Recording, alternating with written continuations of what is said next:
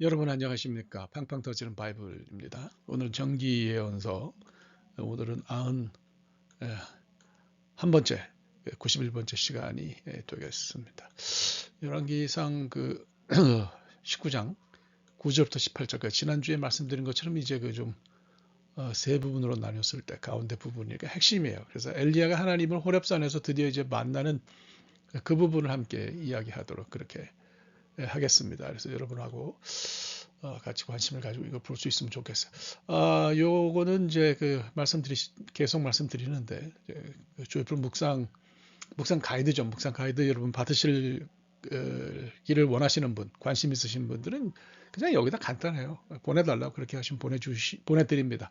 지난주에도 한 분이 신청을 하셔서 제가 보내드렸어요. 그러니까 하여튼 이거는 그냥 정말 값없이 은혜로 주어지는 그런 그 말씀 해석이랄까 뭐 그런 것과 또 이제 묵상 그 샘플이에요. 그러니까 여러분들이 이거 받아보시면 도움이 될 거라고 생각합니다. 자, 그러면 한번 본문 속으로 차분히 들어가 보도록 하겠습니다.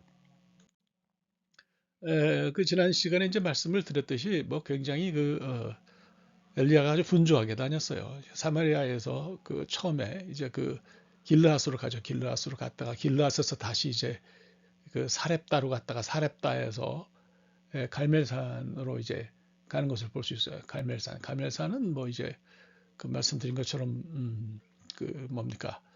이스라엘 평야의 그 지중해 면한 곳에 있기 때문에 뭐 그렇게 여러분들이 보시면 될 것 같고요. 여기 이제 갈멜산에서요. 예, 갈멜산에서 쭉 내려와 가지고 이제 부엘세바. 그 부엘세바 밑은 이거는 완전히 사막지대라고 제가 말씀을 드렸어요. 그래서 여기를 이제 하나님이 잠도 자게 하고 음식도 먹이셔가지고 이걸 통과해서 호렙산까지 왔고, 호렙산은 시내산의 시내산 쪽에 좀 넓은 지역을 가리키는 말이라고 말씀드렸고, 호렙산은 이제 좁은 산이라고 말씀드렸는데 사실 뭐 같은 장소로 봐도 무방하다 이렇게 말씀을 드렸어요. 그래서 사마리아부터 시작해가지고 길라스 그리시네가로 도망갔다가 사르밧으로 갔다가 갈멜산으로 갔다가 갈멜산에서 브엘세바로 도망가서 거기서 다시 이게 호렙산인데 호렙산으로 이게 가는 이런 모습을 우리가 여기서 볼 수가 있죠. 그러니까 참 열심히 다녔네요. 이거를 정신없이 다녔는데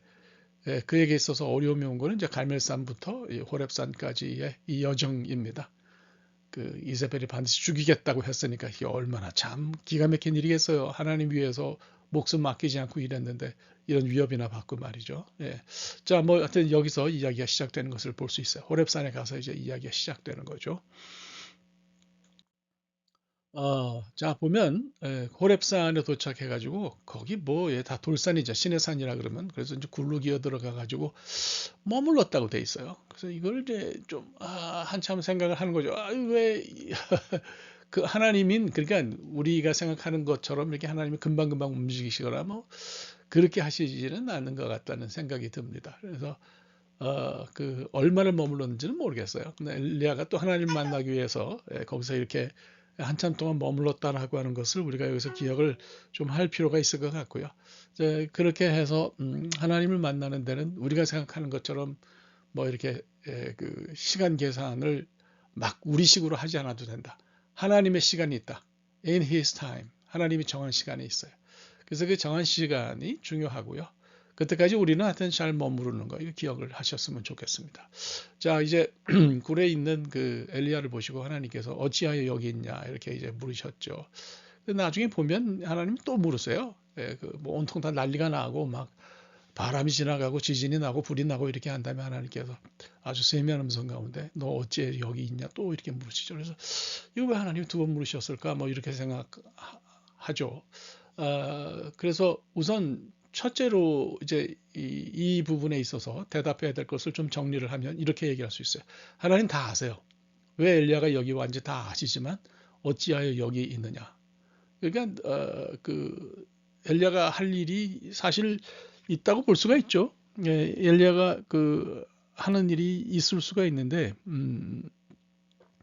여기는 기본적으로 엘리야가 할 일을 할 곳은 아니죠. 많이 도망왔잖아요. 엘리야가 할 일은 북이스라엘에 있는 거죠. 하나님 나중에 다시 그를 북쪽으로 보내시는 것을 볼 수 있어요. 그래서 이제 기본적으로 어찌하여 여기 있느냐. 너 왜 여기 도망 와서 있니? 하나님이 이제 그걸 물으신 거라고 이제 볼 수가 있어요. 그러니까 이렇게 우리가 생각하면 되는데 여기에 대해서 엘리야가 좀 대답을 잘 하면 좋은데 나중에 또 하나님 물으신 것은 처음 물으심에 대답을 잘 못한 것 같아요. 그러니까 자기가 앞으로 어떤 일을 할 텐데 이런 하나님에게 미래를 묻는 그런 그 이야기를 한 게 아니라 지금까지 죽을 고생을 했습니다. 이런 얘기를 하거든요. 그러니까 이건 하나님이 듣고자 하는 대답이 아니잖아요.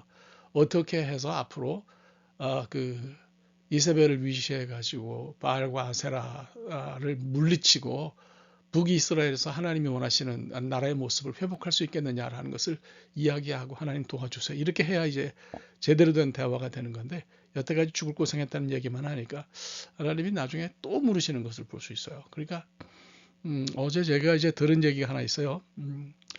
과거에 해결하지 않은 문제는 현재에 또 반드시 나를 찾아온다. 그러니까 우리가 숙제를 하나님과 숙제를 해야 되는데 그걸 제대로 안 하면 하나님이 또 그 숙제를 꺼내세요. 이 안 빌린 숙제 하자. 그리고 우리에게 그렇게 하실 수 있어요. 그러니까 이거는 제가 볼 때 엘리야에게 숙제를 상기시키는 그런 말이다.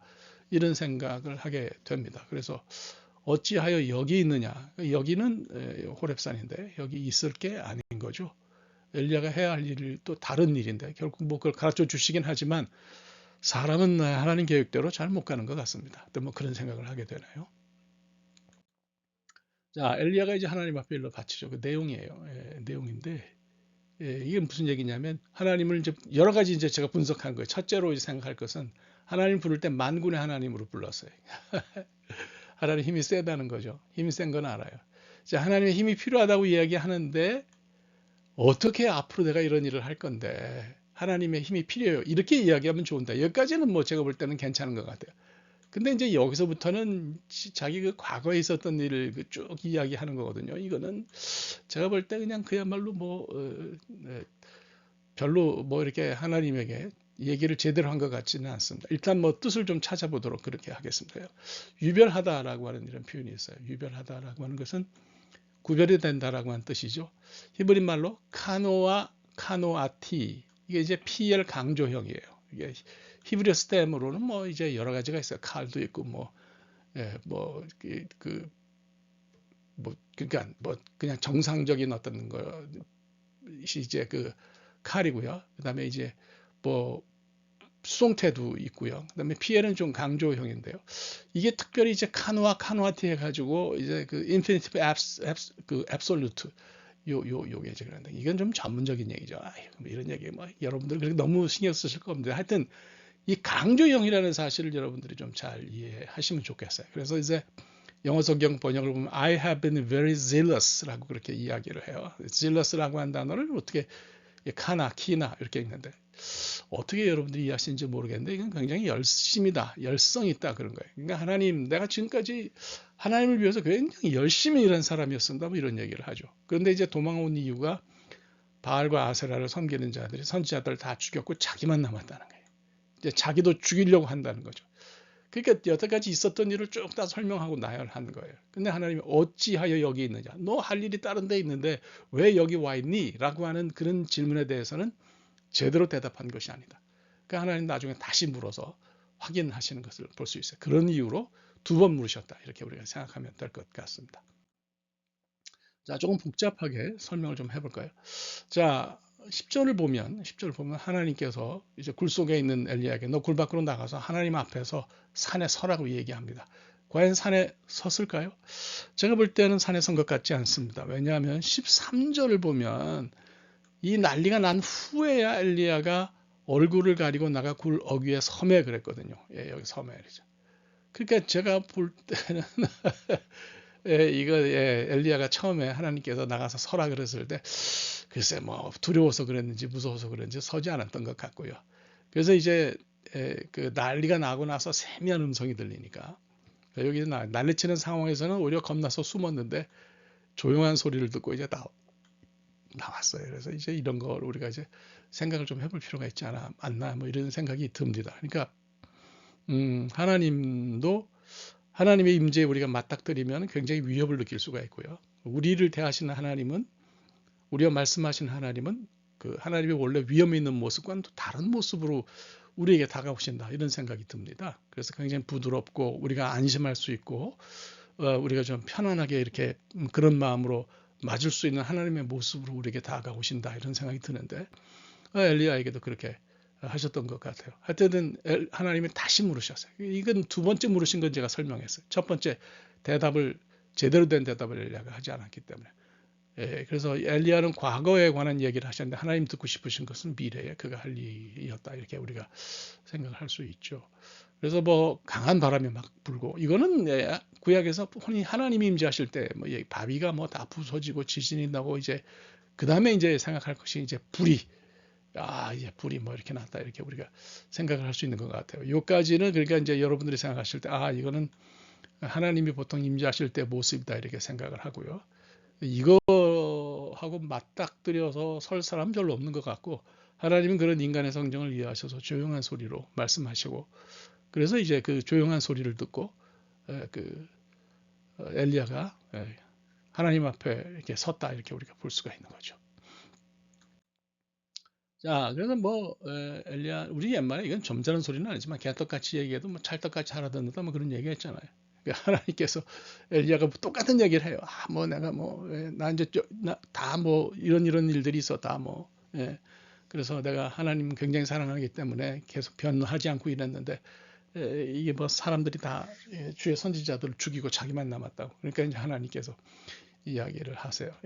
우선 첫째로 얘기하신 것은 다메섹으로 가라는 얘기죠. 지금 여기 있잖아요. 여기. 다마스커스는 저 위에요. 여기까지 가야 되는 거죠. 그죠? 뭐 이런 거 우리가 볼 수 있어요.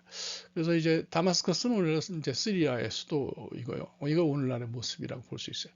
예후는 북이스라엘의 장군이었죠. 군대 장관이었는데 성정이 아주 굉장히 열정적이었던 사람일 것 같습니다. 뭐 마차를 몰아도 미친 사람처럼 몰고 뭐 멀리서 봐도 사람들이 알아볼 정도로 이제 그랬다는 걸 볼 수 있죠. 그다음에 이제 그 엘리사에게 기름 부으라고 하시고 다 죽였다. 사람이 없다. 그러니까 웃기는 소리 하지 마라. 7천 명이나 있다. 이건 이제 엘리야에게 이제 용기를 주는 그런 얘기 아니실까. 그래서 이런 것들이 이제 하나님이 엘리야에게 하신 말씀으로 우리가 이것을 이해하고 받아들이면 되겠다고 생각합니다. 실제로 뭐 예후를 통해서 오므리 왕조가 멸망하죠. 그리고 예후가 예후 왕조를 세우는 것을 볼 수 있어요. 예후도 폭군이었는데 이제 이 사람은 그 바알 숭배하는 거를 다 깨부쉈다라는 거 하나 때문에 굉장히 인정을 받은 사람이고요. 그 다음에 이제 19장 후반부 마지막에 이제 그 엘리사가 등장하잖아요. 그래서 엘리야는 하나님 말씀하신 것을 다 이렇게 순종하고 그대로 했던 것을 우리가 이제 볼 수가 있습니다. 자, 그래서 오늘의 말씀을 이제 우리가 좀 생각을 할 텐데 하나님께는 답이 있어요. 그래서 이제 우리가 생각할 때 엘리야가 그 멀리까지 이스라엘에서 사실 뭐 호렙산까지는 먼 길인데 우리가 먼 길을 가든 뭐 먼 길을 가지 않든 하나님에게는 답이 있어요. 네가 왜 여기 있냐? 어찌하여 여기 있냐? 이런 말씀을 하신 걸로 볼 때는 도망가지 않아도 하나님이 우리로 하여금 일을 할 수 있도록 그렇게 도와주신다는 생각이 듭니다. 그래서 하나님에게 답이 있다는 것을 엘리야가 그러니까 항상 뭐 신앙적으로 이렇게 굳건할 수는 없는 것 같아요. 때로는 좀 저주할 수도 있고요. 제가 늘 이야기하지만 그 폴 트루니에가 쓴 인간의 가면과 진실을 읽어보면은 사람이라는 것이 항상 신앙적으로 똑같을 수가 없거든요. 어떤 때는 괜찮지만 어떤 때는 좀 무너질 때가 있는데 하여튼 어떤 때이든지 무너질 때이든지 아니면 우리가 신앙적으로 괜찮을 때이든지 하나님에게 답이 있다는 것을 잘 기억해야 될 것 같습니다. 자, 우리가 아는 것은 과거와 현재밖에 없어요. 그렇지만 하나님은 다 미래도 아시는 거죠. 그래서 이제 요 두 개, 그러니까 쉽게 말하면 과거와 현재를 가지고 엘리야가 하나님께 나왔는데 하나님은 그에게 미래에 관해서 말씀하시는 것을 볼 수 있어요. 그래서 우리가 하나님 다 계획이 있으시고 하니까 그래서 뭐 걱정할 거 없지 않겠나 이런 생각이 듭니다. 그래서 우리가 할 것이 있다면 우리는 그죠 순종하면 되겠죠. 순종하는 것으로 일을 다 이룰 수 있다라고 그렇게 생각합니다. 네, 오늘 여기까지 하겠고요. 다음 주에 이제 이어서 엘리야와 엘리사가 연결되는 부분을 뭐 짧은 부분이지만 함께 여러분과 다뤄보겠습니다. 네, 오늘 여기까지 하겠습니다. 대단히 감사합니다. 고맙습니다.